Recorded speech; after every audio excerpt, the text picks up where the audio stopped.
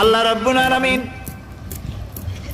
কোরআনে কারীমের ভিতরে নবীজির নাম একটি বারের জন্য নাম ধরে তাকে ডাকেন নাই, বরং তিনি বলেছেন তোমরা পরস্পর পরস্পরকে যেভাবে নাম ধরে ডাকাডাকি করো আমার নবীকে সেভাবে নাম ধরে ডাকবে না।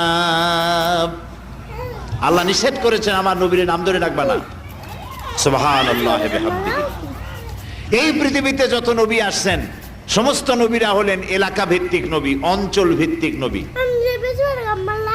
এক এক এলাকার।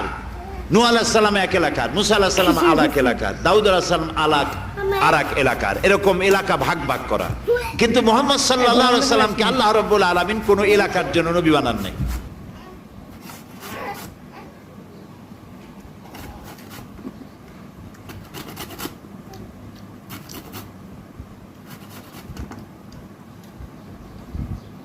মূর্খ